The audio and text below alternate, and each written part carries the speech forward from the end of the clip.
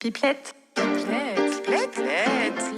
Bienvenue sur Pipelette, le podcast de l'association Jeune et Rose. Quand on a un cancer du sein entre 20 et 40 ans, on fait face à des problématiques bien particulières. Ce podcast est là pour en parler sans tabou. Bonjour et bienvenue sur l'épisode des Pipelettes. Aujourd'hui, on va parler du fameux sujet après-cancer, comment on le vit une fois que le gros des traitements est passé et comment on retrouve un quotidien après tout ça. Pour parler de ce sujet, je suis accompagnée de Anaïs, 33 ans, touchée par un cancer du sein triple négatif à 24 ans. Anaïs adore la pizza mais déteste les gens qui font du bruit en mangeant. Et Justine, 29 ans, touchée par un cancer du sein triple négatif à 26 ans. Et Justine, elle adore la plage, mais elle déteste la salade. Tout à fait. Alors, bonjour les filles. Bonjour. Peut-être vous présenter en quelques mots et parler un peu de votre parcours. Oui. Ok. Du coup, je m'appelle Anaïs Kemener, j'ai 33 ans. Je suis aide-soignante et athlète de haut niveau en parallèle. J'ai découvert du coup que j'avais un cancer du sein à l'âge de 24 ans. Ça a été un peu long à être diagnostiqué parce qu'à 24 ans sans antécédents, les médecins pensaient que c'était juste hormonal et que ça partirait tout seul. Donc, suite à ça, c'était un long combat. Et ensuite, voilà, j'ai fait tous mes traitements. J'en ai eu pour à peu près 7 à 8 mois de chimiothérapie, 2 mois de radiothérapie. J'ai dit ça, hein. Oui, non, je crois que j'avais dit 2 fois radiothérapie. Ouais, c'est bon. Et j'ai commencé de l'hormonothérapie, mais que j'ai pas terminé parce que je trouvais très très mal les traitements. Et voilà, aujourd'hui, je suis en rémission depuis 4 ans. Et en termes d'opération ? J'ai eu double mastectomie. On a fait de la tentative de reconstruction mammaire qui n'ont jamais fonctionné. J'ai fait des infections et des rejets à gogo. Donc aujourd'hui, on a fait une reconstruction à plat. D'accord, super. Et toi, Justine ? Moi, j'ai 29 ans. J'ai eu un cancer du sein triple négatif à 26 ans. Donc j'ai le gène BRCA1 qui avait déjà été détecté dans ma famille. Je savais pas que j'avais le gène forcément, mais je l'ai. Voilà, donc ça a été un peu plus rapide pour moi au niveau du suivi médical, on va dire. Et j'ai fait 5-6 mois, pareil, de chimiothérapie. Donc j'ai commencé par ça. Ensuite, pareil, 1 mois et demi, 2 mois de radiothérapie. Et ablation aussi des deux seins. Donc à droite, là où j'ai été malade, ça a marché. Par contre, l'autre, ça n'a pas fonctionné. Pareil, j'ai fait des rejets aussi. Donc reconstruction à plat pour moi aussi maintenant. Ok, super. Du coup, avec vos parcours, on sait qu'on est beaucoup en soins à l'hôpital. On l'a vécu toutes les trois. On sait que voilà, c'est un vrai parcours. Comment vous avez vécu le fait d'arrêter, en fait, d'un seul coup d'aller à l'hôpital et d'arrêter les traitements ? C'est très bizarre. C'est vraiment très bizarre comme sensation. Je sais pas si ça t'a fait la même chose, mais on a tout le temps... Ouais, on a l'habitude d'y aller, surtout après la radiothérapie, c'est assez intense parce que tu y vas toutes les semaines. Et d'un seul coup, de plus devoir y aller, c'est... Ouais, tu vas tous les jours en radiothérapie. Oui, c'est ça, et ouais. du jour au lendemain, tous les jours, ouais. Et du jour au lendemain, plus rien. Donc c'est un peu bizarre. Enfin, plus rien. Tu vas pour les contrôles, etc. Mais... Très bizarre, ouais. Je sais pas comment toi tu l'as vécu, mais... Ouais, pour moi, c'était un peu la même chose. J'avais du coup mes rendez-vous de contrôle avec l'oncologue toutes les 3 semaines pour les chimios et la radiothérapie tous les jours, du lundi au vendredi. Et c'est vrai que quand on n'a plus rien, on a l'impression de se retrouver un peu dans la jungle. Genre, j'étais dehors et je me disais, ok, là maintenant, il se passe quoi dans le vrai monde ? C'est un truc de ouf. Tout est réellement vivant. On n'est plus dans un contexte médical à l'hôpital où tout est clean, aseptisé. Enfin, ça change totalement et c'est vrai que c'est un peu bizarre. Tu sais pas quoi faire, quoi. Limite, t'as envie d'aller à l'hôpital. Oui, c'est ça. En fait, ce que j'allais dire, quand on y va tout le temps, par exemple, pour peut-être les filles qui nous écoutent, qui sont chemeuses, non, mais moi, j'ai plus envie d'aller à l'hôpital ou en radiothérapie, on en a marre d'y aller tous les jours. Clair. Et c'est vrai que ça s'arrête, ça nous manque et on se dit, j'ai limite envie d'y retourner pour voir si tout va bien, quoi. Ouais, en fait, vu que c'est ton quotidien pendant un moment assez long quand même, parce que si t'as 5-6 mois de chimio et après, donc c'est quasiment 1 an où tu dois fréquenter l'hôpital très régulièrement, c'est très bizarre, quoi. Et du coup, aujourd'hui, vous avez des contrôles, donc toutes les deux. Comment tu vis, par exemple, ces contrôles, Anaïs ? Donc toi, tu as des contrôles maintenant moins réguliers. Oui. Voilà. Comment tu les vis ? Tu y vas avec appréhension ? Tu y vas en mode tout va bien ? Alors, je suis toujours un petit peu en mode tout va bien, mais c'est vrai que comme j'ai toujours expliqué, quand je suis à l'approche vraiment, genre la veille ou l'avant-veille de mes contrôles, je me sens pas très bien, j'ai toujours l'impression d'avoir quelque chose, je me dis, ah punaise, je suis sûre qu'on va trouver quelque chose, j'ai encore un cancer. Enfin voilà, je m'imagine plein de possibles, enfin, je m'imagine plein de symptômes différents qui n'existent pas, ou que dans ma tête en tout cas. Tant mieux. Ouais, c'est clair. Bon, en tout cas, j'espère que ça va continuer comme ça. Mais ouais, je m'imagine plein de symptômes et je me dis toujours, ah punaise, j'ai vraiment pas envie qu'on retrouve quelque chose, quoi. Bien sûr. Et toi, du coup, tu as aussi des contrôles, t'as des contrôles plus réguliers? Oui, donc moi je suis à 3 ans, donc ça fait, je suis à 3 ans de mon cancer maintenant. Et du coup, j'ai encore des contrôles tous les 6 mois. À chaque fois que j'y vais, pareil, c'est très angoissant. Un peu moins maintenant, j'ai l'impression, avec le temps. T'arrives un peu à vivre avec. Mais oui, le mois où je sais que je vais y aller, ou quelques semaines avant, je suis pas bien, je sais que je vais être stressée, des fois pas très sympa, un peu plus sur mes gardes et tout. Donc ouais, j'appréhende un peu aussi, mais j'ai l'impression que vraiment avec le recul, enfin je sais pas si toi c'est pareil, mais j'arrive à l'intégrer dans ma routine et à un peu mieux le vivre, un petit peu. Donc on peut rassurer les filles qui nous écoutent aussi en disant voilà, c'est normal d'avoir peur quand on va faire son TEP scan, quand on va faire son écho, qu'on se crée des symptômes, c'est normal, voilà, de se rassurer, et c'est le temps en fait qui va peut-être effacer tout ça. Là, quand vous parlez en fait de la maladie, vous dites que vous êtes guérie ou vous êtes en rémission. Comment ça se passe? Enfin, parce que les médecins, on sait qu'ils n'utilisent pas forcément ces mots. Est-ce que vous avez l'impression d'être guérie, et qu'est-ce qui a été le déclic pour vous de se dire ça y est, c'est fini? Je sais pas, Justine, tu veux... Je me considère pas guérie parce que c'est très bizarre. Enfin, je sais que je suis en rémission, mais que si je me dis que je suis guérie, il va m'arriver quelque chose demain. Donc, je préfère ne pas me le dire. Je me dis que je suis en rémission. Ok. Mais bon, je croise les doigts quand même. Bien sûr. Au fond de moi, je me dis que ça va aller et que normalement, ça devrait pas revenir et que voilà. Et c'est quoi que tu attends comme déclic pour te dire que tu es guérie? C'est le temps? C'est les 5 ans? Ouais, d'abord les 5 ans, je pense. Et oui, je pense qu'avec le temps, ça ira mieux, tu vois. Enfin, là, je suis encore, comme je disais, à 3 ans, donc c'est encore tout frais. Enfin, bien sûr. Ça paraît assez loin quand même. Ça me paraît hyper loin, mais à la fois, c'est assez frais. Donc voilà, je pense qu'avec le temps, ça ira mieux, ouais. Du coup, toi qui as un peu plus de recul, ça fait combien de temps que tu as eu ton cancer? C'était en 2015. Donc, ouais, ça fait bientôt 10 ans. Voilà. Et donc, du coup, est-ce que quand tu parles, tu dis que tu es guérie? Bah, moi, quasiment dès l'instant que j'avais terminé mes traitements et mes opérations, je disais que j'étais guérie. D'accord. Super. Et après les traitements, enfin après les 5 ans en tout cas d'années avant de pouvoir être en rémission, dès qu'on m'a pu me dire maintenant c'est la rémission, ça fait 5 ans, il n'y a pas eu de récidive, bah, je pouvais dire que je suis passée de l'étape de guérie à en rémission. D'accord. Mais c'est vrai que j'ai toujours un peu cette impression d'épée de Damoclès parce qu'on sait que les cancers triple négatifs, il y a quand même des risques de récidive. Donc bon, on est guéri, mais bon, on sait quand même que ça peut revenir. Donc je pense qu'il faut quand même rester à l'écoute de son corps. Mais toi, ça a été quand même les 5 ans qui ont été le déclic pour te dire ça. Donc voilà.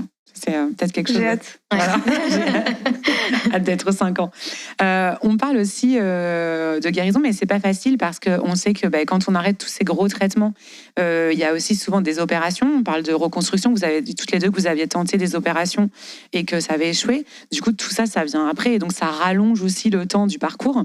Ça, peut-être que même tu as dit aussi que tu avais essayé l'hormono. Du coup, ça rallonge vraiment sur le temps de notre parcours, parce qu'on parle toujours chimio, radiothérapie, et quand on arrête, même pour les autres, même pour nous, c'est fini. Comment vous l'avez vécu, les opérations? Est-ce que c'était un après? Est-ce que c'était toujours le pendant? Alors pour moi, c'était plutôt un après. D'accord. Mais c'est vrai que c'était très compliqué, parce que par exemple, le temps de chimio, radiothérapie, c'était 1 an, en gros, et les opérations, c'était de 2016 à 2019. Tous les 6 mois, à peu près, je me faisais opérer parce que je faisais des rejets ou prothèses, des infections, prothèses, et ça n'allait pas. J'avais toujours des douleurs, et en fait, je me disais, mais c'est presque plus handicapant que les traitements en eux-mêmes.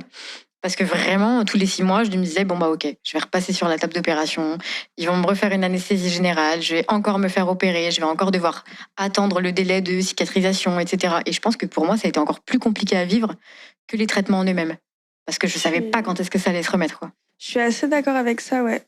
Comme on disait, quand on est dans les traitements, on a pris un rythme, on sait qu'on y va telle date, tel jour, machin, et donc voilà, au début c'est compliqué, après on prend le truc, donc on y va, quoi.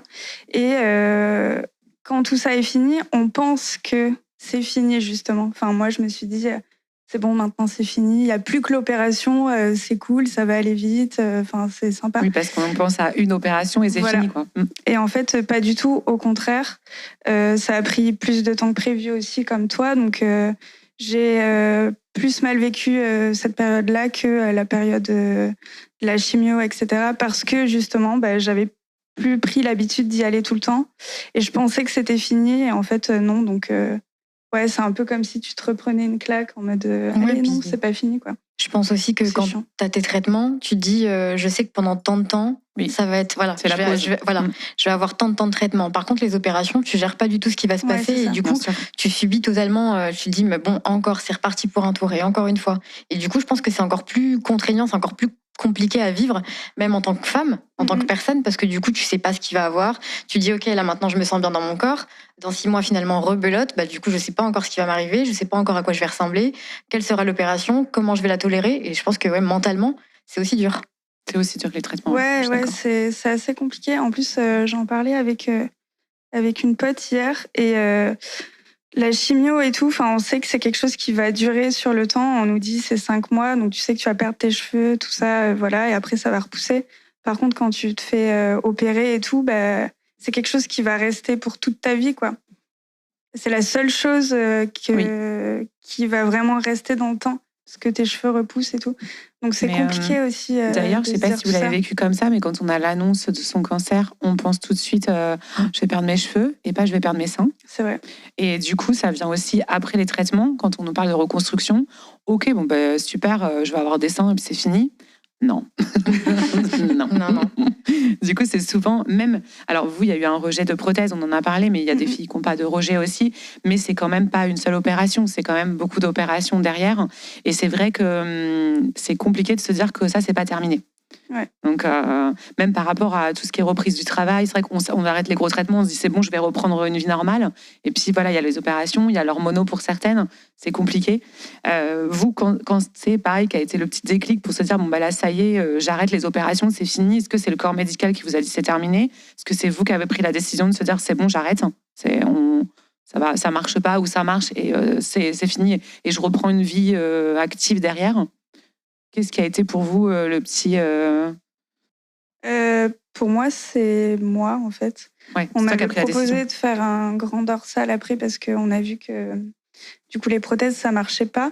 Et que, en fait, si on continuait, c'était un peu de l'acharnement. Donc, ça servait à rien, quoi.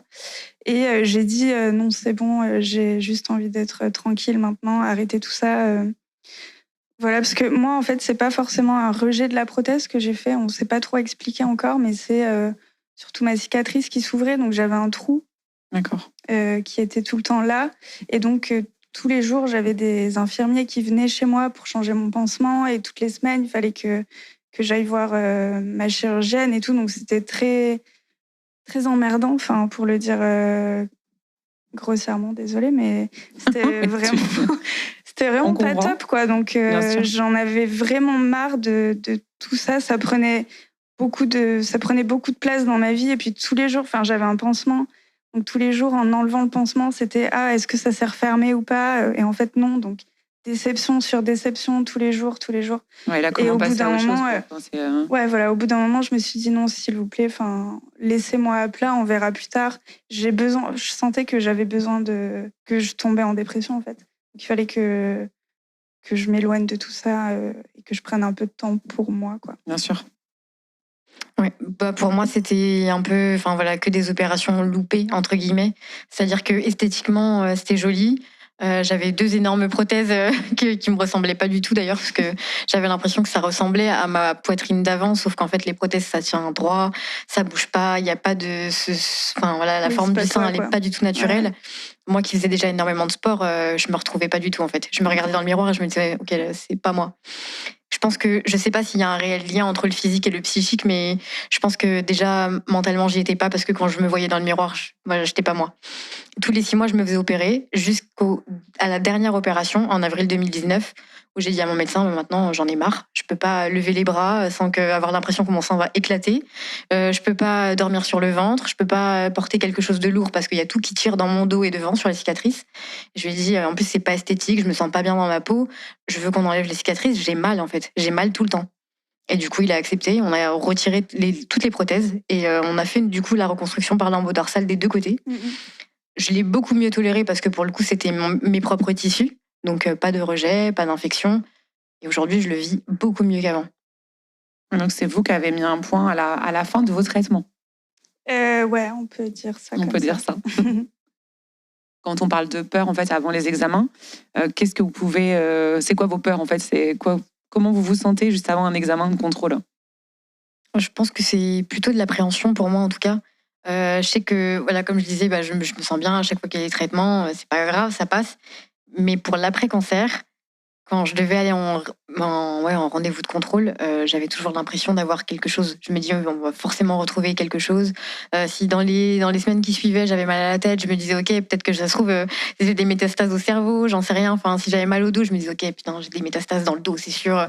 Il y a un truc au niveau des lombaires. Je partais dans l'excès, quoi. Et c'est vrai que ça pouvait m'arriver presque la veille de mon rendez-vous ou le jour même de mon rendez-vous d'y aller la boule au ventre ou presque avec les larmes aux yeux en me disant bon, ok, c'est bon, je suis prête. Je suis prête à entendre. Je suis prête à entendre autre chose. Je suis prête à entendre ce qu'on va me dire. Et surtout qu'on sait quand même quand on passe une écho là de contrôle, souvent on attend. Enfin, on attend le médecin, donc les seins nus sur cette table là. Moi, je sais qu'il y a des carrés. En fait, je crois que je sais exactement combien il y a de carrés par ligne. Il y en a 50, je vous le dis sur le carré, parce que du coup, je suis en mode ah non, n'y pense pas. 1, 2, 3, 4 pour me calmer. Et c'est vrai que c'est des contrôles qui font peur parce que du coup, on se projette avec quelque chose. Est-ce que c'est pareil quand tu as tes contrôles, t'es pareil en panique? J'aime pas du tout ça. D'accord. C'est vraiment juste avant, je suis tout le temps assez paniquée. Surtout, moi, je fais des TEP scans tous les 6 mois. Donc, TEP scan, tu attends dans une pièce toute seule pendant 1 heure, juste sans bouger avant, en plus, sans c'est bouger, vrai. juste avant de faire le scan. Donc, c'est très... t'as le temps de réfléchir à plein de trucs, à te dire « Ah mon Dieu, mais là, cette fois-ci, si on m'annonce ça, qu'est-ce qui va se passer ?» En fait, je me dis toujours, à chaque fois que j'y vais, soit ma vie va continuer comme elle l'est maintenant, ou soit elle peut rechanger comme ça d'un seul coup. Et c'est ça qui me fait peur, en fait. C'est juste ce retournement de situation, de revivre la même chose qu'avant, quand j'ai appris que j'avais un cancer, et de me dire allez, j'y vais, t'es obligé d'y aller, tu vois. De toute façon, t'es obligé, ouais. Et je vais passer cette porte-là, et peut-être qu'en fait... je vais vers un changement de vie soudain, quoi. Donc c'est ça qui est horrible, ouais. Oui, et de se projeter. Ouais, après, je me crée des trucs partout. Ici, des symptômes. Ouais. Et puis on a beau se projeter. Moi, j'ai fait une récidive et j'avais dit plus jamais j'irai en chimio. Plus jamais, c'est tellement horrible que j'y retournerai jamais. Bon, j'y suis retournée. Oui, parce que du coup, pas le choix. Donc en fait, en gros, c'est vrai qu'on a peur. Mais du coup, ça change rien parce que même s'il y avait quelque chose, on retournerait en traitement. Pas avec un grand sourire, bien évidemment, mais on y retourne quand même. Donc, Oui, c'est sûr. Et puis en plus, surtout, tu te dis, ça va pas... Enfin, si c'est là, il faut que ça se fasse soigner, quoi, tu vois. Donc, il faut que je le sache. C'est pour ça que j'y vais. Et il faut plus le prendre. Je pense qu'avec les années, ça ira mieux, mais je vais voir que tout va bien. Voilà. Oui. Et pas me dire ils vont trouver quelque chose, c'est sûr. Et c'est quoi la petite astuce peut-être pour quand vous allez faire vos contrôles pour peut-être ça peut aider quelqu'un pour se rassurer donc moi je compte mes carrés. Est-ce que vous avez une petite astuce ou quelque chose comme toi tu dis là Justine, je vérifie que tout va bien et pas ils vont trouver quelque chose? Ça, c'est ce que j'espère me dire, mais je n'ai pas encore réussi. Et sinon, l'astuce, non, vu que je peux rien faire d'autre que d'écouter de la musique, donc je me mets une petite playlist sympa, un truc un peu qui me relaxe et qui me fait du bien, où j'écoute des petits podcasts aussi. Enfin, j'essaie de penser à autre chose pendant cette heure-là où vraiment je reste à rien faire et je cogite vachement si je fais rien, quoi. Ok, moi du coup c'est quand même plutôt rapide parce que maintenant je viens que pour des échos mammaires et des IRM de contrôle. Donc en général, ça prend pas énorme de temps. Et quand je suis en salle d'attente, je suis un peu sur mon téléphone, j'envoie des messages à mes proches. Je pense que où je me mets sur les réseaux sociaux et du coup, ça me fait un peu déconnecter. Je pense à autre chose. Je fais mon examen, je ressors de la salle d'attente et puis rebelote. Mais en général, c'est quand même plutôt rapide. C'est pas 1 heure, c'est pas comme le TEP. Ouais. Est-ce qu'après ce petit rendez-vous de contrôle, vous envoyez un petit message à tout le monde, enfin à vos proches, en mode c'est bon, tout va bien Évidemment. Oui, pareil. Oui. Ouais. Parce qu'en fait, on parle de l'après-cancer. Donc, vous n'êtes pas du tout au même temps d'après-cancer. Et on se rend compte que au bout de 9 ans, c'est ça, du coup, tu es toujours à envoyer un message en disant c'est bon, tout va bien dans mes rendez-vous de contrôle. Ils te suivent dans tes contrôles, quoi. Pas toujours. En tout cas, moi, je suis très proche de mon père. Et c'est vrai que dès que j'ai un rendez-vous, limite, il est plus au taquet que moi encore. Il me dit c'est aujourd'hui, c'est à quelle heure, je t'appelle d'après ton rendez-vous. Ou dès que tu as fini, tu m'envoies un message. Et c'est vrai qu'en général, dès que je ressors, je l'appelle ou je lui envoie un message. Bon, ok, c'est bon, tout s'est bien passé. Il me dit, on t'a rien vu de particulier? Non, maintenant j'attends. En général, soit on l'a tout de suite quand c'est une écho, soit on l'a dans les 48 heures si c'est une IRM. Et puis, ça, je m'inquiète quand même moins aujourd'hui parce que, comme tu disais tout à l'heure, il n'y a pas eu de récidive et que tous les examens, à chaque fois, je vois que tout va bien. Donc, je me dis, ok, c'est quand même rassurant. Ouais, c'est rassurant, c'est sûr. Et est-ce que vous avez vos rendez-vous de contrôle au même endroit où vous avez été soigné? Et si oui, ça va quand vous y retournez? Parce que on sait que, par exemple, moi je sais que mon oncologue, il est dans le service de chimiothérapie. Franchement, rien que de passer cette porte, je sens direct l'odeur et j'ai pas du tout envie de monter alors que je vais dans son bureau et pas du tout en chimio. Ouais. Est-ce que vous êtes suivi dans le même centre? Et qu'est-ce que ça vous fait en fait quand vous y retournez? Oui, moi c'est exactement au même endroit. Et bizarrement, c'est très bizarre, mais je sais pas, j'aime bien. Au début, je détestais un peu cet endroit et maintenant je suis là, à la maison, j'y ai tellement passé de temps que j'ai mes repères et tout. Je pense que si je devais changer d'hôpital, ça serait un peu plus angoissant pour moi.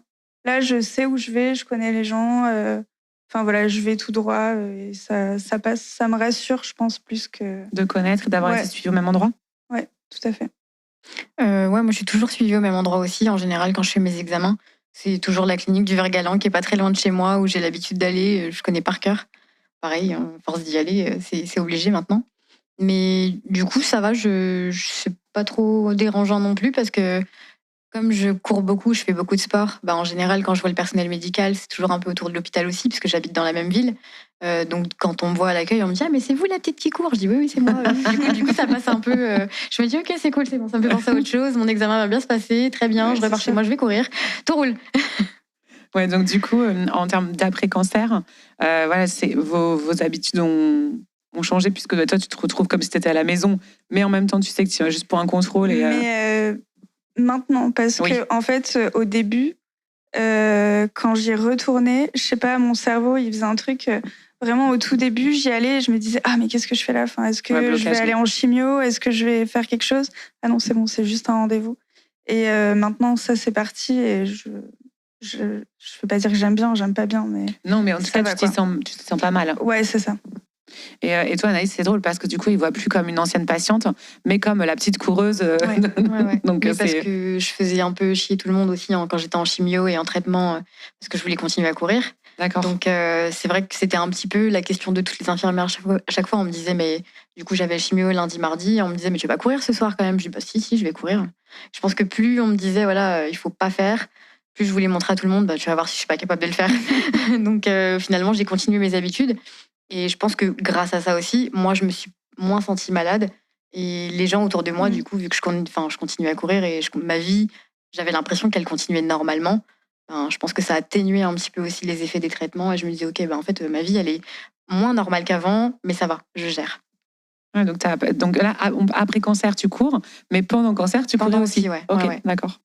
Après les chimios. Après les chimios, ouais. Mais je mettais un point d'honneur. Je mettais vraiment un point d'honneur à ça, mais parce que du coup, avec l'aplasie, un peu de défense immunitaire, je pouvais plus bosser à l'hôpital parce que je suis aide-soignante.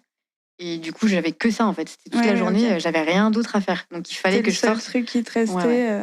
C'était obligatoire. Je pense que moi, j'avais besoin de ce point d'attache qui était de ma vie d'avant, en me disant, tant que je vais courir, je suis vivante. Oui, d'accord. Okay. Je comprends. Et d'ailleurs, aujourd'hui, tu continues à courir. Toujours, toujours.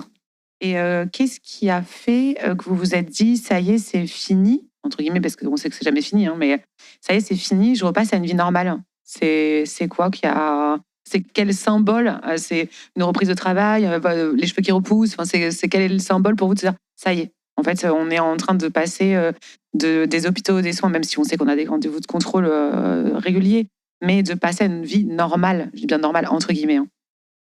Moi, je pense que c'était vraiment la reprise du travail. D'accord. En fait, je voulais vraiment passer une transition et me dire, OK, là, c'était la vie d'avant. Maintenant, tant que je vais pouvoir retravailler, avoir la vie d'avant, en fait, c'est que j'aurai passé un cap et que je pourrais passer à autre chose.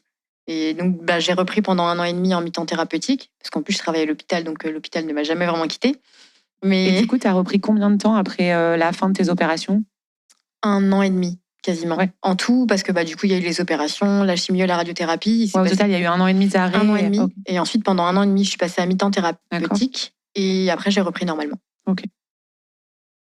Moi, c'était un peu ça aussi. Par contre, j'étais au chômage quand je suis tombée malade. Donc, c'était plus le changement de statut en arrêt maladie au chômage, quoi. Ouais. Voilà. Et ça, c'était vraiment une grande étape et une grosse étape pour moi de passer ce pas-là. Enfin, j'ai eu un peu de mal à devoir le passer. Et ouais, une fois que j'étais plus en arrêt, je me suis sentie comme un peu soulagée, en mode pareil, c'est bon, ma vie d'avant va reprendre et tout. Enfin, à peu près. Mais ouais, c'était vraiment ce changement de statut, quoi. C'est fou, c'était la fin de l'arrêt maladie, Ouais. Et que ça soit chômage ou reprise du travail, mais en tout cas, fin d'arrêt maladie. Et Ouais, ça a été combien de temps, toi, ça a mis à peu près pareil, 1 an et demi, un peu plus? Ma dernière opération était en mai et j'ai arrêté mon arrêt maladie en juillet. Donc vraiment, moi, j'attendais que ça, par contre, je pense. Mais après, j'ai repris un travail en décembre d'après. Donc, Et même en reprenant le travail, est-ce que vous aviez toujours cette notion de malade parce que fatigue, on oublie plein de choses, voilà, ou est-ce que non, pas du tout, vous avez pas, pour vous vous sentiez pas malade et au contraire, vous avez repris en pleine forme. Toi, tu as repris un mi-temps thérapeutique, comme tu as dit, mais est-ce que tu es resté 1 an et demi du coup en mi-temps thérapeutique, sûrement parce que tu en avais besoin et tu te sentais encore malade ou non, ça y est, c'était fini En fait, c'était fini. Moi, je me sentais plus malade, mais je sentais par rapport au regard de mes collègues que il fallait faire toujours attention. On me disait, comme j'ai eu un curage à gauche, on me disait non, mais non, tu vas pas porter ça, tu vas pas faire. Moi, je travaillais aux urgences et du coup, c'était compliqué parce que je me disais, mais les gars, quand je rentre chez moi, je vais faire les courses, le pack d'eau, je le porte toute seule. Donc, il y a un moment donné, au travail, c'est pareil. Il faut arrêter d'essayer de me faire des cadeaux. C'est gentil, c'était hyper bienveillant, mais moi, je voulais juste qu'on me traite comme quelqu'un de normal. Ouais, t'étais malade dans les yeux des autres, en fait. C'est ça. Et du coup, j'ai travaillé 5 ans à l'hôpital Bichat. Et quand j'ai fini mon mi-temps thérapeutique, j'ai demandé à me faire muter. Je suis passée sur un autre hôpital où j'ai quasiment jamais parlé de la maladie. Je voulais juste me faire accepter comme une personne normale qui venait de se faire embaucher et qui voulait travailler. Et après, forcément, avec... je me suis un peu liée d'amitié avec mes nouveaux collègues, donc forcément, j'en ai parlé. Et ça s'est su par la force des choses, on va dire. Mais je voulais me faire accepter telle que j'étais et pas pour Anaïs, l'ancienne malade, quoi. D'accord. Ok. Ah ouais, donc tu as même changé, j'ai changé de travail pour ça. Ok. Je voulais plus qu'on me voie comme la malade. Je voulais passer à autre chose et c'était une étape de ma vie et je voulais avancer. Donc tu t'es plus sentie malade quand tu as changé d'établissement, limite parce que tu ne voyais plus dans le regard des autres. Ouais, c'est ça. Okay. Ouais, c'était une nouvelle toi. Ok. Et moi, quand j'ai repris le travail, au début, c'était compliqué au niveau de la fatigue et tout. Enfin, moi, j'ai repris direct en 35 heures aussi. Et c'était un peu compliqué au niveau de la fatigue, mais je sais pas tant si c'est à cause de tout ça, sûrement un peu, mais aussi parce que ça fait 3 ans que j'avais pas de rythme. Bien sûr. Et que je me levais pas. Le traitement aussi, on a beau dire. Hein, oui, sûrement, mais je suis assez éloignée, donc je sais pas. Moi, je l'ai surtout mis sur le fait que j'avais pas de rythme depuis le début de ma maladie, quoi. Donc, je me suis dit que c'était sûrement ça, quoi. Et après, oublier des choses et tout, oui, c'est vrai que c'est des choses qui arrivent. Oui. Mais peut-être aussi parce qu'on a été tellement... on a quand même eu le cerveau qui a pris beaucoup d'informations un peu de temps et des informations qu'on n'avait pas trop envie d'entendre. Il a fait une petite pause et une petite pause pendant tous ces traitements-là.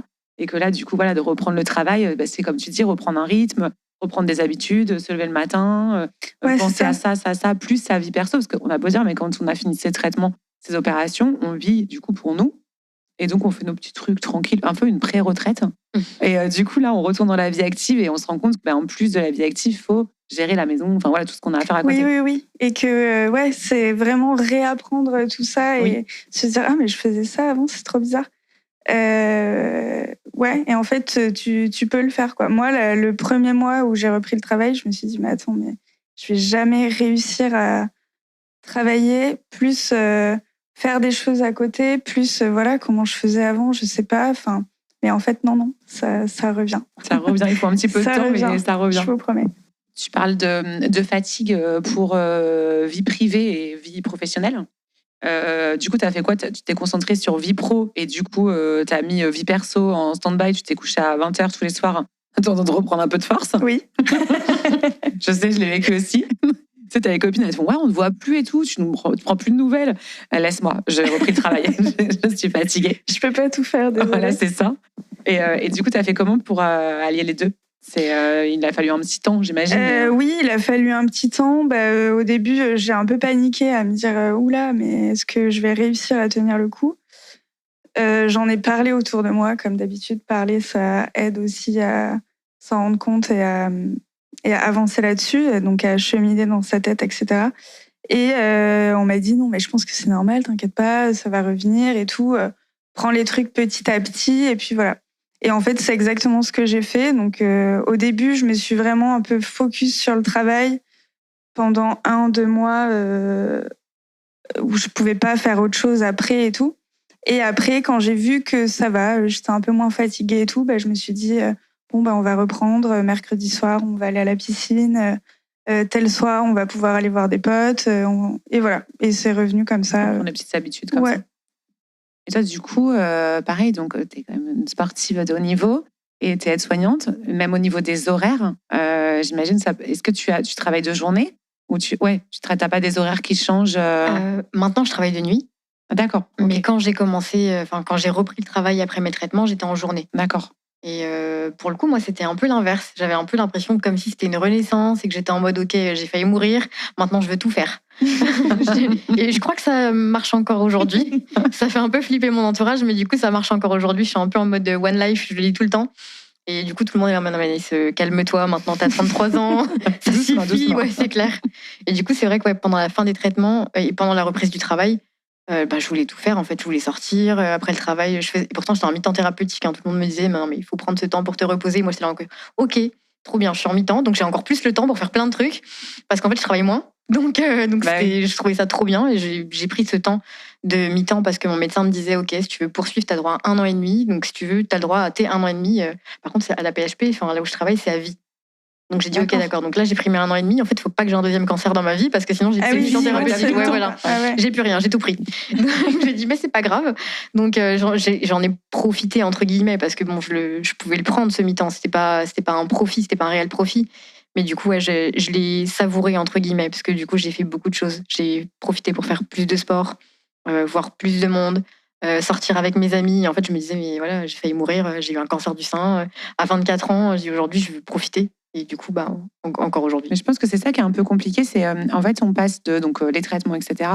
Après, du coup, ça va un peu mieux. Donc là, on vit, comme tu dis, One Life, on est à fond. Mm-hmm. Et après, moi, c'est comme toi, j'ai repris le travail à 35 heures direct. Et du coup, pas de transition. En fait, tu passes de qu'est-ce que je fais aujourd'hui? Je vais aller me balader dans les bois. En fait, là, je travaille toute la journée et je rentre. J'ai qu'une envie, c'est d'aller au lit. Et du coup, je pense que le mi-temps thérapeutique, comme tu l'as fait, il est hyper important. Parce que ça permet de reprendre aussi une habitude de travail tout en continuant les petits loisirs à côté. Exactement, exactement. Et du coup, aujourd'hui, ça va? Tu travailles donc à 35 heures de nuit, tu dis? Je suis plus vraiment en 35 heures. Maintenant, je travaille de nuit. J'ai un aménagement de temps sportif, justement parce que je suis sur liste ministérielle pour les sportifs de haut niveau. Et que du coup... Félicitations. Merci. Et du coup, maintenant, je travaille à mi-temps. D'accord. Donc, c'est mon employeur qui a autorisé ça. Et du coup, moitié de temps, je travaille, moitié de temps, je m'entraîne ou je récupère davantage. Et je travaille de nuit. Donc, c'est un choix aussi parce que du coup, en travaillant de 21h à 7h du matin, moi qui ne suis pas une très grande dormeuse aussi, je dors, disons, une bonne matinée, jusqu'à peut-être 13-14h. Et ensuite, je vais m'entraîner et puis je repars au travail. Ok. Et tu arrives à allier quand même à vie perso avec tout ça? Parce que c'est quand même un gros... gros planning. Bah, tous les week-ends, c'est un week-end sur 3, c'est boulot. Le reste du temps, c'est compétition. Et puis, à côté de ça, ouais, j'essaie de sortir un peu, boire un verre avec des amis, voir mon copain, vivre le plus normalement possible. Et je mets un point d'honneur là-dessus, c'est que je veux juste vivre normalement. Ouais, c'est ça. Ok. Donc, on parle de tes performances sportives. Tu courais autant avant la maladie que maintenant, ou vraiment il y a eu une nette amélioration parce que dans ta tête, ça a changé aussi? Il y a eu des étapes. Enfin, vraiment, c'était par étapes. J'étais en niveau national avant de tomber malade. Donc, tu as toujours couru? J'ai toujours couru. Ok. Depuis l'âge de 7 ans, en D'accord. club à l'âge de 9 ans. Enfin, j'ai toujours fait du sport Ok. de haut niveau, on va dire. Donc, j'étais en haut niveau avant de tomber malade. D'accord. Pendant mes traitements, j'ai voulu continuer à courir, mais j'ai adapté ma façon de courir parce que clairement, je pouvais plus faire de haut niveau. Bien sûr. En chimio, enfin, à un moment donné, si j'arrivais à courir 1 heure, j'étais contente. Oui, déjà 100 Voilà. mètres, je pense que c'est déjà beaucoup. Donc c'est vrai que pour le coup, bon, je partais pas de zéro parce que j'avais toujours couru auparavant, donc c'était moins difficile de continuer à courir. Mais je voulais vraiment continuer et c'est vrai que du coup, il y a eu les étapes des traitements et dès que j'ai pu arrêter la chimio, j'ai vu que je pouvais retrouver petit à petit mon niveau d'avant. Donc en fait, ça s'est pas fait du jour au lendemain. Hein. Ça a été des années et des années. Enfin là, depuis 2019, la fin des opérations jusqu'à aujourd'hui 2024.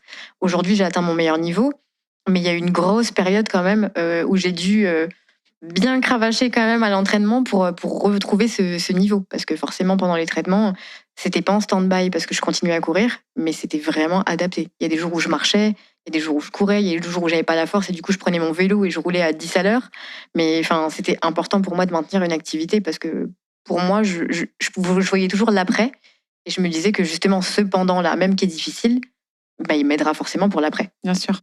Et tu avais cet objectif d'être en haut niveau et de gagner, en fait. Parce que tu peux dire quand même que tu as gagné. Félicitations. Merci.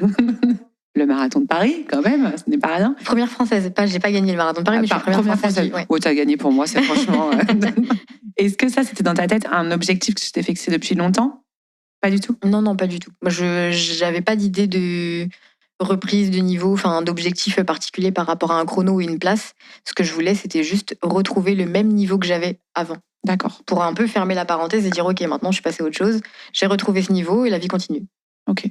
Et là, tu disais donc tu fais mi-temps travail et sport parce que tu vises. C'est qu'il y a quelque chose que tu vises dans le haut niveau. Parce que j'étais dans les 10 meilleures françaises. En tout cas, je suis à 2 minutes des minima olympiques pour participer aux Jeux Olympiques de 2024. Wow. Du coup, j'ai raté la sélection parce qu'il fallait faire 2 minutes de mieux. D'accord. Mais c'est pas grave, je le retenterai pour 2028. Donc là, tu te prépares pour les Jeux Olympiques 2028? Pas tout de suite, parce que du coup, 2024 n'est pas encore passé, mais je vais me repréparer pour les Jeux Olympiques, en tout cas pour un objectif de JO d'ici 2026. J'aurai 2 ans en gros pour m'entraîner et pourquoi pas y participer. D'accord. Donc c'est pour ça que là, tu es en mi-temps, c'est parce que tu veux... Ok. C'est ça. Waouh, c'est un bel objectif.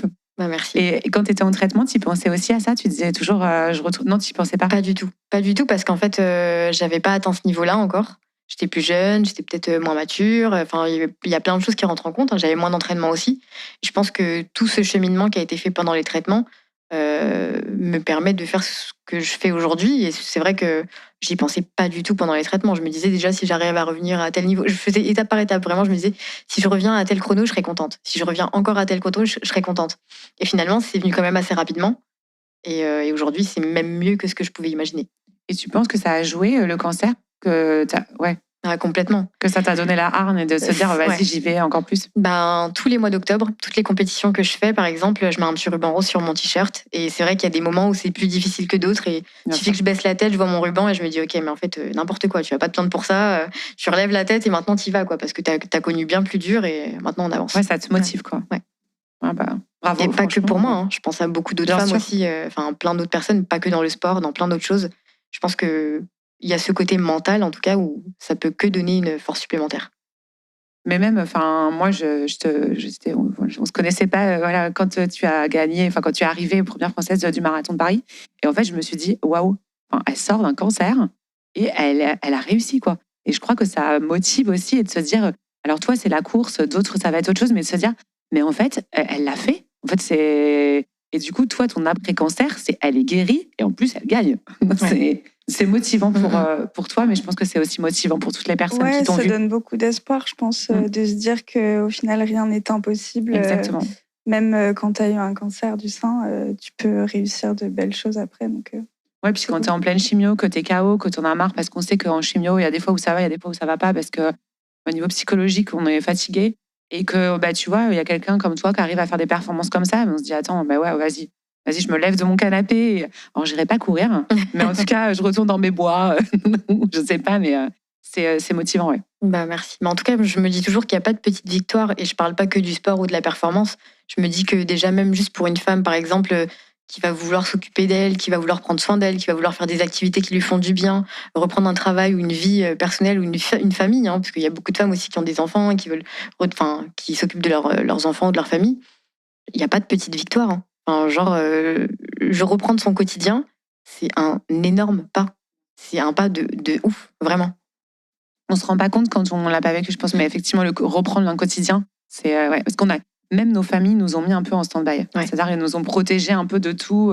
Et là, du coup, c'est vrai qu'on doit reprendre un quotidien et on est du coup de retour dans tout, quoi, dans tous les sujets, dans toutes les problématiques. Et au niveau de ton entourage, j'imagine, tu parlais de ton père tout à l'heure, il doit être sacrément fier quand même. Et est-ce que ça le... Vas-y, je vois ta tête, donc je me dis, vas-y, je te laisse. Il me dit trop rien, je pense qu'il a un peu de pudeur là-dessus, mais des fois je reçois des petits messages où il me dit des petites phrases où je me dis, bon, ok, il est content. Ouais. C'est vrai que dans l'entourage, on le sent aussi, mais dans tout, pas que pour le sport, je veux dire, même pour la maladie. C'est pour ça, c'est l'après-cancer que tu en as fait ça, en fait. Tu vois, surtout pour la maladie, ouais. Et c'est même lui qui va me remettre un peu les idées en place des fois où je vais être un peu trop exigeante avec moi-même et va me dire, mais attends, regarde d'où tu viens. Ouais. Et toi, Justine, ton entourage, ils le vivent comment, l'après-cancer ? Est-ce que la reprise du travail, ils t'ont dit ça va trop vite, tu reprends un plein temps direct ? Est-ce que du coup, ça s'est bien passé ? Non, ils m'ont pas dit ça. Je pense qu'ils étaient assez contents pour moi parce qu'ils ont vu que avec toutes les opérations et tout, ça commençait à devenir assez pesant, assez compliqué et tout. Donc, quand je leur ai dit que voilà, ça y est, j'allais reprendre une vie normale entre guillemets. En plus, c'est horrible parce que je suis pas du tout comme ça normalement à me dire le travail, absolument, le travail, c'est la santé. Normale, Je déteste cette phrase, mais en fait, c'est hyper vrai. Enfin, je me suis rendu compte de ça. Et donc, ils étaient assez contents pour moi. Je pense que je reprenne un rythme un peu normal et que je sorte un peu de tout ça. Donc, non, ils m'ont pas dit que c'était trop tôt ou que je devais pas reprendre en 35 heures. Ils étaient plutôt assez contents et ils m'ont plus dit vas-y, quoi. Enfin, et du coup, maintenant, tu sais ce que c'est le vendredi soir. Parce que quand même, on a beau dire, mais quand on est en plein cancer ou après en arrêt, les gens disent je suis trop contente, t'es en week-end, on est là, ok, bon, moi, je sais plus. Carrément. Et en fait, on reprend cette notion de oui, on est vendredi, mais je suis trop contente. Ça y est, c'est le week-end. Donc, et la journée du dimanche aussi, je l'ai redécouverte. Et en parlant aussi avec ses amis, l'entourage, tout, on peut échanger aussi, pas que sur la maladie, mais aussi sur. En fait, c'est pour ça que tu dis le travail. Mais parce qu'en fait, le travail, c'est aussi le moment où on passe énormément de temps dans notre journée. On fait plein de choses et du coup, on peut échanger le week-end sur ce qu'on a fait, ce qu'on a... Mais ouais, et en fait, je pense que c'est ça aussi qui me faisait dire ça, c'est que quand je voyais mes amis tout le temps, il y a toujours un peu comment s'est passée ta semaine, et du coup, ça raconte un peu moi au bureau, j'ai fait ça, le travail, c'était comme ça. Et se plaindre de son patron et tout, le truc un peu classique, tu vois. Et moi, je me disais, mais punaise, mais t'imagines pas comment j'ai hâte de pouvoir me plaindre d'un truc de travail, quoi. Et je pense que oui, c'est un peu ça aussi qui me faisait dire que dans l'après-cancer, que j'étais pas encore revenue dans le monde réel et normal. C'était parce que moi, j'avais pas de discussion de travail, quoi. Bien sûr. Enfin, Et toi, ta semaine, Justine, c'était comment ? Bien. Qu'est-ce que t'as fait ?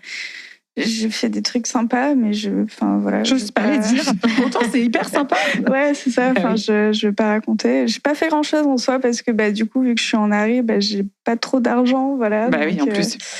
Ouais. Donc, c'est tout ça aussi, pouvoir avoir un peu plus d'argent, faire un peu plus de trucs que tu as envie de faire. Oui, parce qu'il y a des gens quand même qui disent mais ça va, du coup tu en profites, c'est comme si tu es en vacances ou en pré-retraite, comme je disais. C'est grave. Non, parce qu'en plus j'ai pas d'argent. Mais donc je ne vais pas aller me faire un resto en pleine journée si j'ai envie. Donc oui. Oui, parce qu'en plus, tu avais cette notion de chômage au départ, toi, quand tu es tombée malade. Ouais. Donc, c'est encore plus compliqué. Ouais. Oui, donc j'étais vraiment... Ouais, niveau indemnité, pas oui, c'est compliqué. Déjà, moi, je vois que j'avais mon salaire qui avait quand même beaucoup diminué, mais parce que j'avais plus les primes, j'avais plus les week-ends. Mais tu avais quand même un maintien de salaire. J'avais un maintien de salaire, une partie par la PHP, mais aussi une partie par la Sécu. Sauf que la Sécu, c'est arrivé genre 6 mois après. Donc forcément, les 6 premiers mois, c'était un peu dur aussi. Ouais, je me disais, mais là, en fait, le loyer, il est toujours là. Hein. Donc c'était un peu tendu. Il y a une grosse précarité quand même. Ouais, c'est clair. Et je pense qu'on n'en parle pas assez de ça pour même pendant les traitements. Mais même en plus, tu vois, comme Justine, tu as des filles qui sont étudiantes, qui tombent malades. Du coup, pareil, pas de calcul d'indemnité. Moi, j'étais comme toi. En fait, je venais de changer de travail, je venais de prendre un CDD. Du coup, CDD arrêté, forcément, puisque malade. Donc, chômage. Donc, pareil, en fait, il faut être honnête, c'est 600 € tous les mois, quoi. Oui, c'est ça, ouais. Voilà, donc, du coup, 600 € tous les mois, comme tu dis, tu as payé ton loyer, tu vas pas te faire un petit extra. Hein, donc, non, c'est clair. Ouais, tu fais pas grand-chose, quoi. Ouais, c'est ça. Ouais, c'est pour ça que ta semaine, quand on te dit alors, t'as fait quoi ? Le canapé est plutôt confortable. Ouais, voilà, t'oses pas trop. Et puis, moi, mes parents m'ont pas mal aidé financièrement. Ils ont été vraiment top là-dessus parce que je galérais un petit peu. Et du coup, de pouvoir reprendre un travail et tout, c'est comme une deuxième émancipation, tu vois, comme quand tu pars de la maison une première fois et tu te dis, allez, ça y est, je suis grande. Là, c'est pareil, quoi. Trop bien, je peux... j'ai plus besoin de demander de la thune à mes parents. C'est hyper... Limite, c'est toi qui peux les inviter au restaurant et ça, c'est Ouais, alors pas encore, mais bientôt. Ça va bientôt arriver. Et même la notion de se dire... je suis bientôt en week-end. Tiens, je vais partir en vacances. C'est fou, mais ça nous fait plaisir. Et du coup, il y a des fois des personnes qui se plaignent trop et on est là, mais non, mais en fait, tu sais pas ce que ça fait de pas travailler, d'être vraiment... c'est ça. T'apprécies peut-être un peu plus les choses quand t'es en week-end et tout. Et au final, quand t'es trop longtemps en arrêt, à la fin, moi, j'étais blasée, quoi, tu vois. J'étais blasée d'être en arrêt et je me disais, mais j'ai envie de faire quelque chose, quoi. En plus, on a beau dire, mais au vu de notre âge aussi, toutes tes copines sont au boulot. Donc, tu vas pas dire, je passe au café. C'est ça. Tout le monde travaille, quoi. Donc, en fait, toi, t'es là, ok. Mm-hmm. Est-ce que vous pensez que ça vous a changé ? On parle de copines. Est-ce que par rapport aux autres, par rapport à vous, vous trouvez que le cancer vous a changé ? Moi, j'ai pas l'impression que ça m'ait réellement changé, sauf que je suis peut-être encore un peu plus folle qu'avant. Et un meilleur chrono. Ouais, si. Alors, sur le plan, sur les courses, oui, c'est sûr que j'ai performé davantage parce qu'il y a le côté mental. Et pourquoi plus folle qu'avant ? Un peu plus folle. Je suis un peu plus one life. Je suis vraiment en train de me dire, pendant mes traitements, par exemple, pendant ma maladie, je m'étais toujours dit, quand j'aurai 25 ans, j'irai vivre à Angers. Sauf qu'en fait, j'ai eu un cancer à 24 ans et pendant plus d'1 an, j'étais obligée de rester sur Paris et de faire mes traitements. Aujourd'hui, je me dis, j'ai des projets. Maintenant, je vise un peu plus haut. C'est-à-dire que je me dis, peut-être que dans 4-5 ans, quand j'aurai réalisé mes projets sportifs, pourquoi pas, je partirai bien à La Réunion. Tu vois ? Génial. Des choses comme ça. Mais je me dis, en fait, je sais où j'étais il y a 5 ans, je sais pas où je serai dans 5 ans. Ok. Donc, j'ai envie de profiter de la vie. D'accord. Tout simplement. Et La Réunion, pourquoi ? Comme ça ? Destination qui te donne envie ? Je suis d'origine de La Réunion. Ok, c'est pour ça. Donc, un projet. En fait, tu te dis ça dans ta tête, mais t'es même pas sûr qu'un jour tu y retourneras. T'es en mode. Mais je veux partir en vacances, je veux partir en week-end, je veux kiffer, je veux faire plein de trucs. Parce que on sait pas de quoi demain est fait. Ça peut être un cancer, mais ça peut aussi être se faire renverser par une voiture. Vraiment, on sait pas de quoi demain est fait. Je pense qu'il faut se faire kiffer au maximum. Je suis assez d'accord, ouais. Toi aussi, ça a changé dans cette comme ça, pareil. Moi, déjà, j'ai l'impression d'avoir pris 10 ans. Je sais pas si toi, ça t'a fait ça, mais j'ai l'impression d'être... Okay, mais moi, j'ai 18 ans, là, ça y est. Bon, apparemment, elle a pris tes 10 ans. Hein. Écoute, je sais pas, mais... Ça doit être ça. C'est toi qui me les as volés. C'est ta faute. Non, mais parce que t'as eu une maturité d'un coup. Ouais, oui, je sais pas, j'ai pris un peu plus de maturité. En fait, avant, je sortais beaucoup et tout, je faisais pas mal la fête. Et tout ça, ça m'a un peu plus arrêtée parce que j'en avais plus envie, parce que j'étais trop fatiguée, j'avais plus d'argent, machin. Donc voilà, j'ai un peu arrêté de faire la fête et de sortir tout le temps, quoi. Et je me suis dit qu'au final, j'aimais bien ne pas sortir tout le temps et avoir d'autres priorités, avoir d'autres envies, d'autres projets, voilà quoi. Avant, je sais pas, je vivais un peu sur le moment. J'avais pas forcément de projet futur Je savais pas trop. Je sais pas trop si c'est. J'arrive même pas à me rappeler si c'est un truc auquel je réfléchissais ou pas. Enfin, dans les 6 mois ou des choses comme ça, oui, mais je me voyais pas à la longue, tu vois. D'accord. Depuis le cancer, un peu plus, je me suis mariée, du coup. Félicitations. Mais c'est pour ça qu'il a pris 10 ans. Bravo. Tu es devenue madame. C'est ça. Non, mais félicitations, c'est super. Et c'était pas prévu? Au moment, le jour du mariage, oui. Mais non, je rigole. Non, mais avant la maladie, pas du tout? Non, avant la maladie, c'était pas prévu. Et je pense que c'est ça qui m'a vachement incitée aussi parce que c'est moi qui ai demandé du coup mon mari en mariage. Je pense que si j'avais pas été malade, je peux pas savoir réellement, mais j'aurais pas fait ça, quoi. Enfin, ou alors pas maintenant. Je me serais pas vue me marier et enfin avoir des enfants et tout, c'est un truc que je sais que j'ai toujours voulu avoir des enfants, mais me marier et tout pas forcément, quoi. Et donc là, je sais pas, ça m'est venu comme ça, je me suis dit allez, top. Et en plus c'était bien que c'est toi qui lui ai demandé. Ouais, c'est c'est ça qui, enfin ça c'est vraiment le changement que j'ai eu le point positif grâce au cancer, quoi. Tu oses. J'ai pris en maturité, j'ose un peu plus sûrement. Ça doit aussi venir de là, ouais, je pense. Et voilà, quoi. Donc j'ai un peu plus de projets qu'avant, de projets d'adultes, on va dire. Et du coup, avec vos amis, c'est pareil? Est-ce que vous osez plus? Est-ce que vous êtes...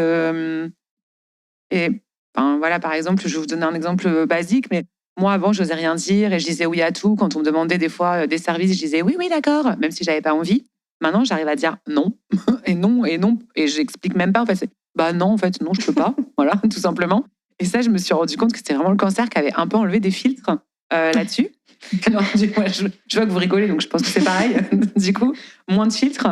Ouais, carrément. J'ai jamais eu énormément de filtres, mais je pense que là, c'est ça déballe vraiment. Je sors tout ce que j'ai à dire, et du coup, il y a pas de souci. Après, je pense que les gens sont capables d'entendre aussi. Hein. Bien sûr. En vrai, souvent, je pense que tu as peur de ce que les gens vont dire, mais il y a pas de problème. Ouais, je pense que ça, comme tu dis exactement, la peur que le regard des gens, en fait, on l'a plus. Enfin, en tout cas, pour la plupart, on l'a plus avec la maladie. C'est-à-dire qu'en fait, on s'est tellement rendu compte qu'on pouvait mourir et que on a eu peur, que du coup, on se dit, attends, je me prends plus la tête pour les autres. Maintenant, je plais, tant mieux. Je plais pas, c'est pas grave, quoi. Ouais, moi, je le vois plus comme de l'égoïsme positif. C'est tout le temps ce que je dis et ce que je me dis.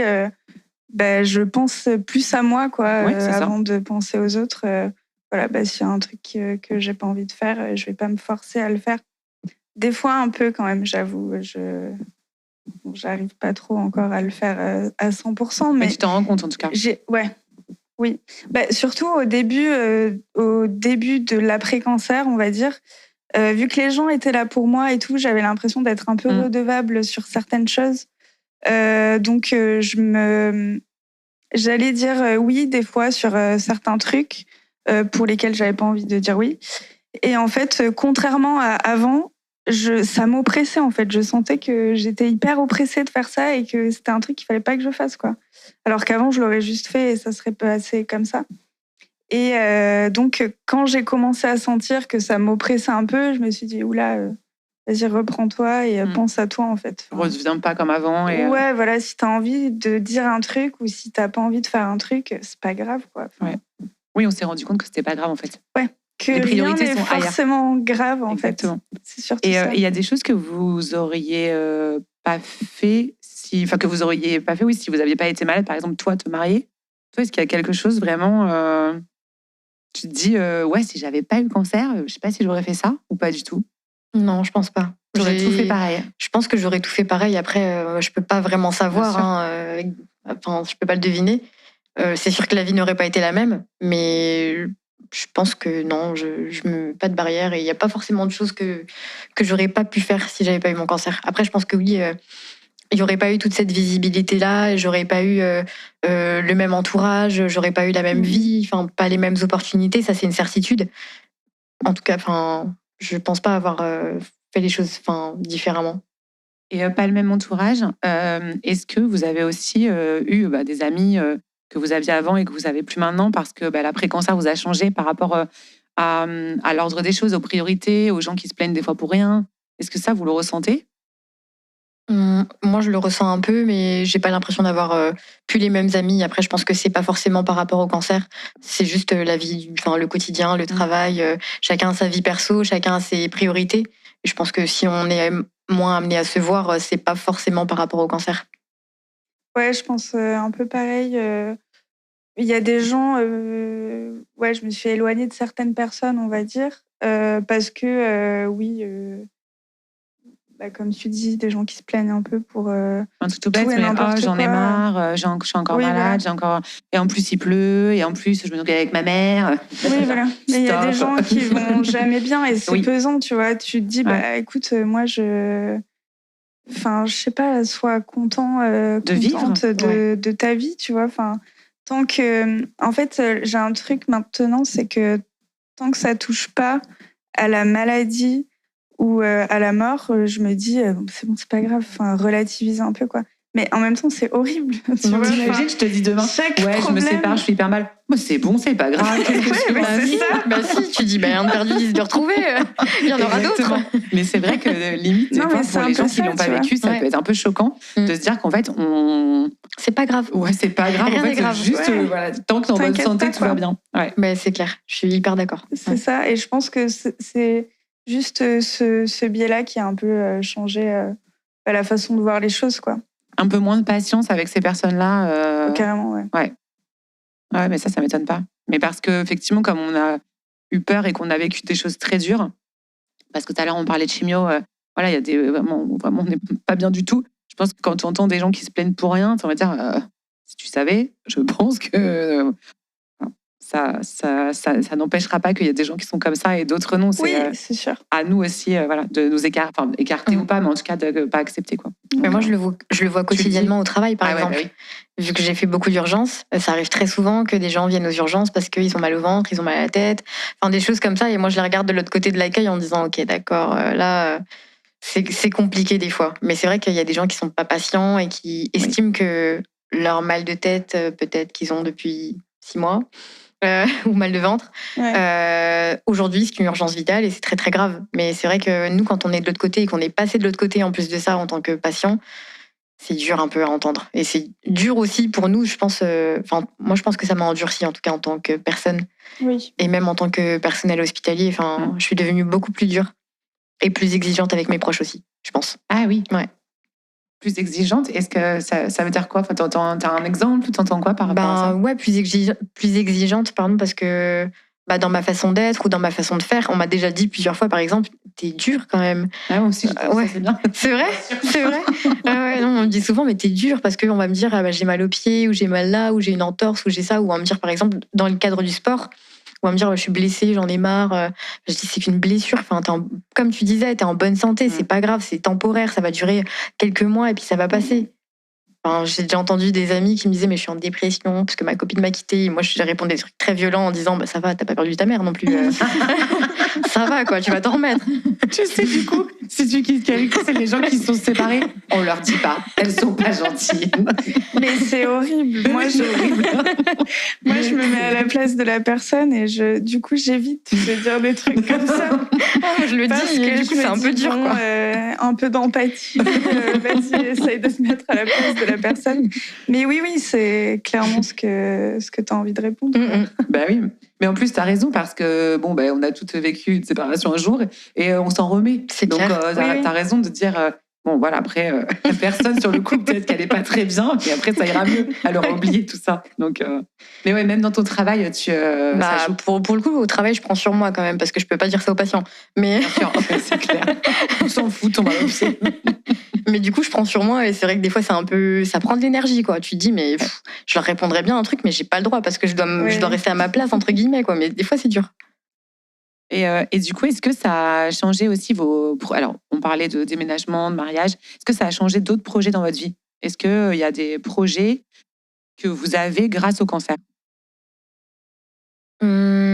Les projets que je pourrais avoir, ça serait plutôt de me rapprocher des associations, de pouvoir partager, de pouvoir témoigner. Justement, je trouve que c'est hyper important aujourd'hui de parler parce que, par exemple, il y a 9 ans, quand j'ai appris mon cancer, c'était tabou, on n'en parlait pas. En plus, chez les jeunes, chez les sportifs, moi, je rentrais dans aucune case. Et du coup, je trouvais que je me sentais hyper seule. Et aujourd'hui, de pouvoir un peu laisser la parole à tout le monde, je trouve que c'est hyper important. Et de témoigner, ça fait tellement de bien. Ça fait tellement de bien de savoir qu'on n'est pas seul, qu'il y a du monde comme nous qui nous ressemble, de pouvoir s'identifier. Et de rencontrer des personnes finalement qui nous ressemblent par des étapes de vie.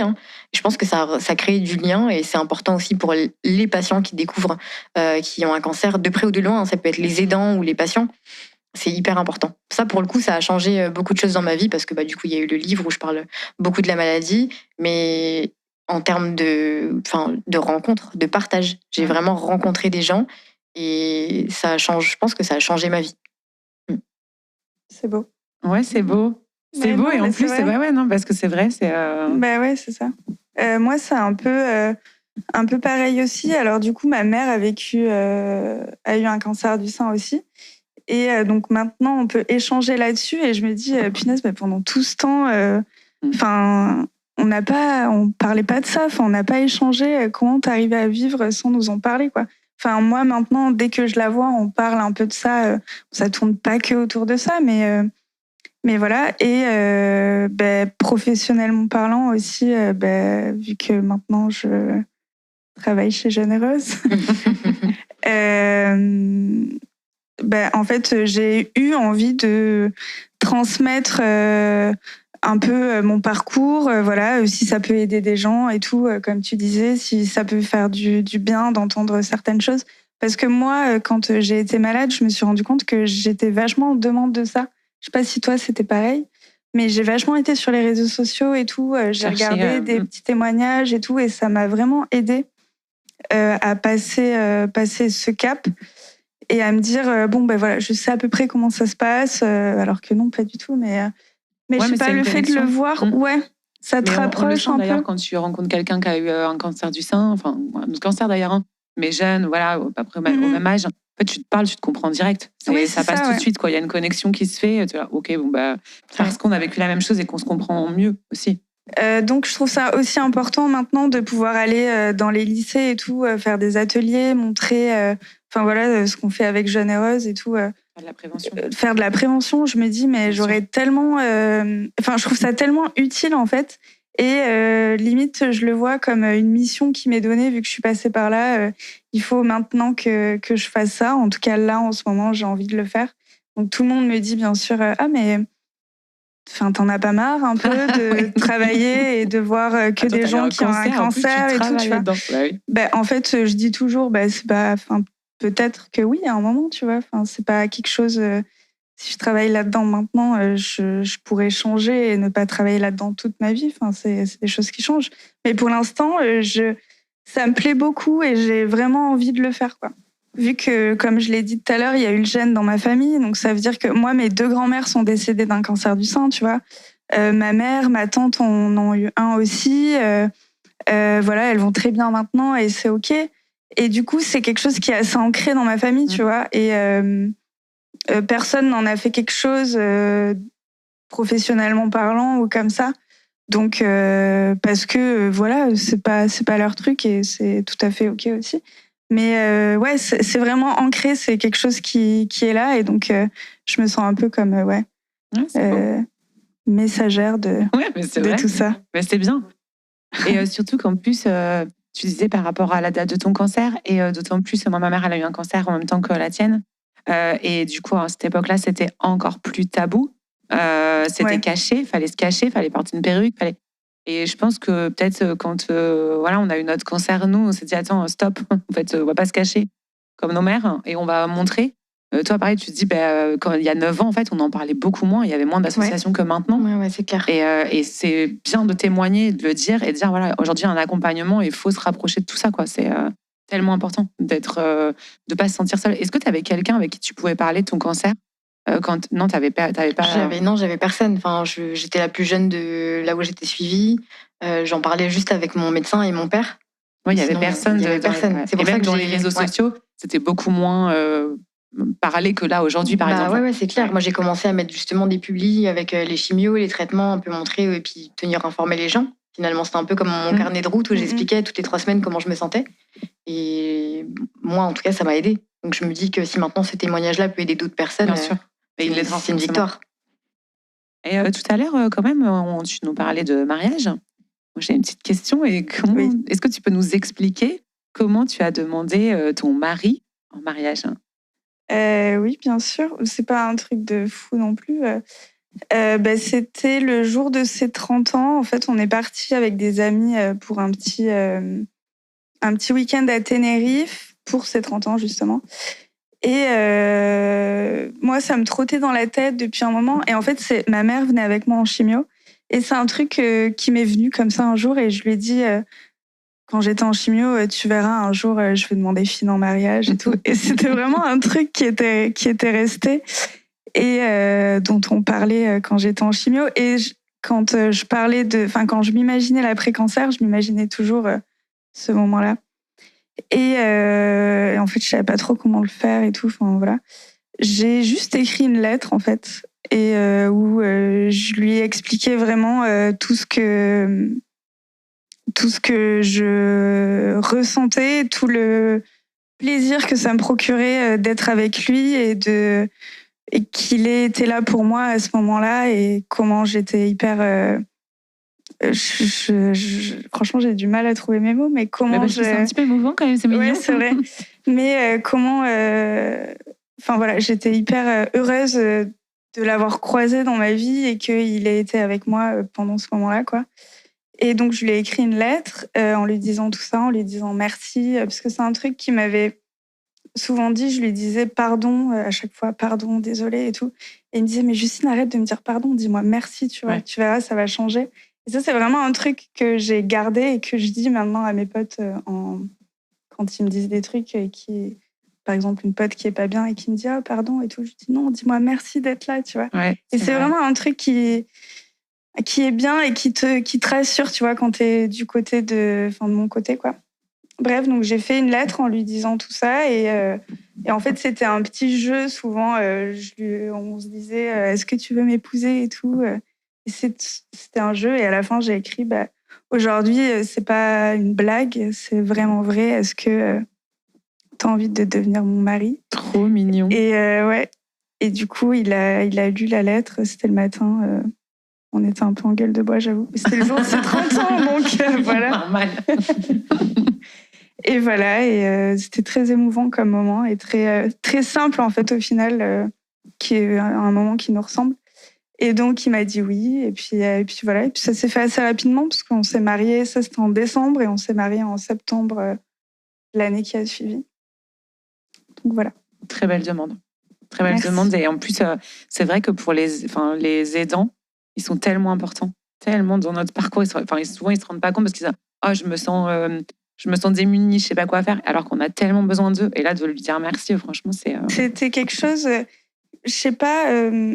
En fait, mes parents, c'est trop bizarre ce que je vais dire, mais mes parents étaient là pour moi et c'est génial. Mais c'est un peu normal, je suis leur fille, donc. Il y a des parents qui le feraient pas, hein, Bien sûr. Oui, qui laisseraient leur enfant tomber, mais c'était un peu normal, quoi. Ils ont toujours été là dans ma vie.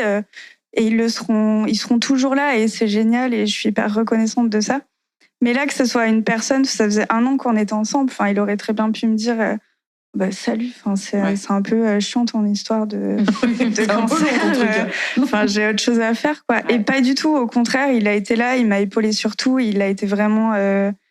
ça a été vraiment mon pilier et on a développé... quelque chose de tellement fort et tellement intense, alors que ça faisait qu'1 an qu'on était ensemble, que je savais en fait que c'était lui, quoi, tu vois. On dit toujours à l'église, bon, c'est pas marié à l'église, mais pour le meilleur et pour le pire, là, on a déjà vécu le pire, tu vois. Il reste que le meilleur. Il y a que le meilleur à vivre et c'est trop bien, quoi. Donc, félicitations. Merci. Félicitations. Trop mignon. Ouais, c'est trop beau. Pleurer, même si des fois, j'étais en mode... Trop chaud, quoi. Mimi, je t'aime si tu m'entends. C'est trop mignon.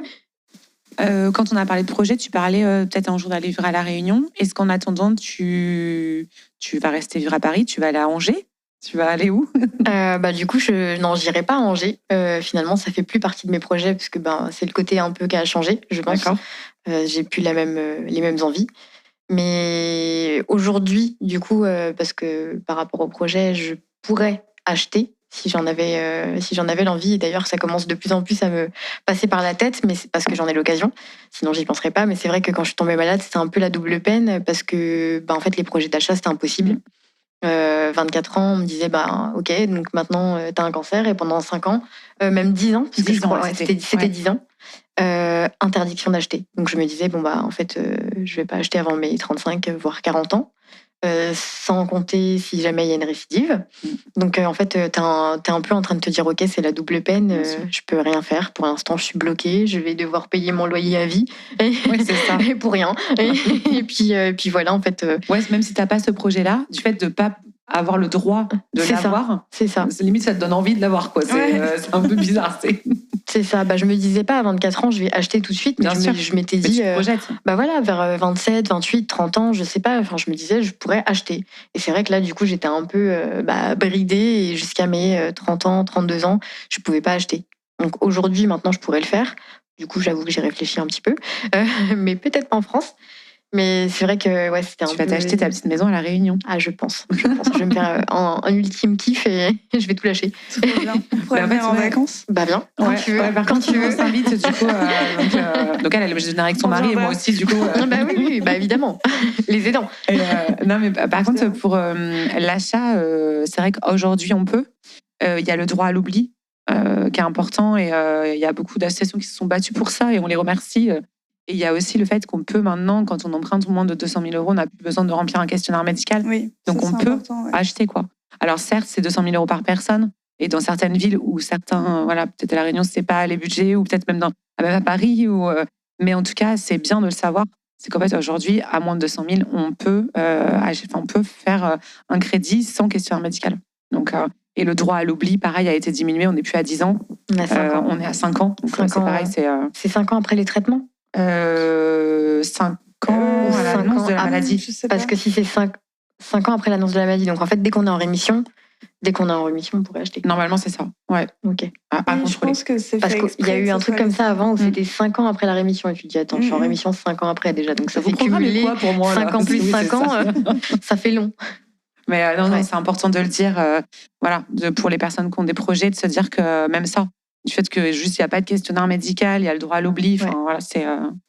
Ouais, c'est vrai que ça fait un peu la double peine, surtout quand t'es jeune. Oui. Comme nous, où, forcément, souvent, t'as pas déjà un appartement ou une maison, quoi. Donc, t'es en pleine construction de ta vie future. Donc, Et puis même, comme je disais, tu penses pas forcément acheter parce que t'étais pas là-dedans, parce que trop jeune. Puis là, on te dit, tu pourras pas acheter pendant 10 ans. Je voulais acheter maintenant. J'ai envie. Parce que du coup, tu penses à tout ce que tu peux pas faire et tu dis, non. Donc oui, c'est important de se dire que ça, c'est possible maintenant. C'est hyper important. Donc, petit projet de vacances à La Réunion. Je crois que c'est ça notre projet, Justine. On est d'accord? Notre projet à court terme, c'est ça. Moi, j'ai une cousine à La Réunion, donc c'est bon, écoute, j'aimerais te voir. On se retrouve toutes là-bas. Non, mais du coup, peut-être un projet d'achat de maison pour toi. Ouais. Alors, à La Réunion, je dis ça un peu sur la rigolade, mais je sais pas encore où exactement. Je pense que ce sera peut-être plus proche de chez moi dans un premier temps. Et ensuite, on verra. Mais c'est vrai que c'est important aussi, en tant que personne, malade ou non, je veux dire, maintenant, de pouvoir concrétiser et de se dire, OK, maintenant, je vais faire les choses pour moi, je vais me projeter et je vais vivre normalement. Et pas de se dire, en fait, on me met encore une balle dans le pied et pour l'instant, je peux rien faire, je suis bloquée. Ouais, c'est sûr. C'est important. Même de ne pas en parler dans des banques et tout. Enfin, t'as envie de passer à autre chose, tu veux vivre et c'est cool. C'est vraiment comme cool. tu disais à ton travail, de pas être comme la malade, c'est pareil, quand tu vas à la banque, t'as pas envie forcément qu'on te voit comme cancer, récidive. Non, mais c'est bon, vous inquiétez pas, je compte pas. C'est bon, vous pouvez me laisser emprunter. Donc, on te souhaite d'avoir une belle maison à Paris ou à La Réunion. Voilà, merci. Mais ce serait une belle revanche. Merci en tout cas, ça sera un projet qui pourra être concrétisé. Et c'est chouette d'avoir des projets. Et même pour les filles qui sont en traitement, là, peut-être qui nous écoutent, de se dire, en fait, les filles, vous allez pouvoir faire des projets. Et c'est possible d'aller dans une banque et peut-être de demander pour l'après. Et donc, l'après-cancer et plein de projets. Alors, on sait qu'il y a des aidants qui nous écoutent. On sait qu'il y a des filles qui sont peut-être en traitement, d'autres qui ont fini. Pour finir, est-ce que vous avez un petit message à leur donner à toutes ces personnes ou une petite astuce, quelque chose que vous avez envie de leur partager? Moi, je dirais aux filles que le temps va faire les choses. Ça peut être compliqué, l'après-cancer, ça peut être violent, un peu bizarre, mais je pense qu'en fait, avec le temps, ça va mieux et on tend vers le mieux. Et franchement, il y aura toujours le soleil derrière les nuages. Waouh. C'est ma phrase préf. J'adore. Et toi, Anaïs, un petit message? Ouais, moi je suis assez d'accord avec toi. Je pense que le temps répare énormément de choses et je pense aussi qu'il faut bien s'entourer. Les aidants, ça permet d'avancer et se rapprocher des associations. C'est hyper important aussi pour l'après-cancer parce que ça nous aide aussi pendant les traitements, mais ça nous aide aussi après les traitements parce que, encore une fois, on n'est pas seul et on a du monde vers qui se tourner, qui pourrait répondre à nos questions. Après, je pense que c'est tout un contexte aussi, la reprise du travail. Il y a plein de gens, d'ailleurs, il y a plein de podcasts maintenant où on peut en entendre parler et j'espère que celui-ci aidera aussi beaucoup de personnes. Mais c'est vrai que c'est important de se tourner vers des gens, peut-être, qui sont passés par là et du coup, qui pourront répondre à des questions qu'on ne connaît pas encore. C'est sûr, pardon. Même se tourner vers ses proches et vraiment verbaliser ce qu'on ressent, nos peurs du futur, etc. Enfin, vraiment d'exprimer tout ça, ça peut vraiment faire du bien et ça peut permettre d'avancer mieux, quoi. Donc, Et je voulais dire, je suis d'accord avec toi que c'était OK de ne pas être bien après son cancer. Oui. Parce que souvent, en fait, on comprend pas pourquoi on va pas bien alors que tout est fini et qu'on a les cheveux qui repoussent et que du coup, ça va, on a fini les traitements et on va pas bien. Et on pleure ou et on se dit mais pourquoi alors que tout est fini, je suis comme ça. C'est OK, tout va bien, c'est normal. C'est en fait toi qui fais de la course, en fait on arrive à la fin en fait et du coup on la voit la ligne d'arrivée et donc du coup on se met à pleurer parce qu'on se dit que ça y est, c'est fini et que là les aidants ils peuvent vraiment nous aider, comme tu dis, verbaliser. Donc ça c'est hyper important et que tout va bien, ça va passer. C'est vraiment le temps. Voilà. Un grand merci à vous les filles d'avoir accepté de vous confier sur votre ressenti par rapport à l'après-cancer. On ne le répétera jamais assez, le parcours face au cancer, ce n'est pas un sprint, c'est un marathon. Donc allez à votre rythme, prenez le temps de digérer ce qui s'est passé. Vous n'êtes pas obligé de revenir à la normale directement et surtout, n'hésitez pas à vous faire accompagner si vous en avez besoin. On se retrouve dès la semaine prochaine pour un nouvel épisode des Pipelettes, un épisode hors série où on donnera la parole aux copains, copines, conjoints et conjointes. D'ici là, si vous souhaitez échanger entre pinkettes, on organise tous les mois des rencontres entre patientes en vrai et en visio. Vous pouvez les retrouver sur nos réseaux et sur notre site internet. Et surtout, prenez soin de vous.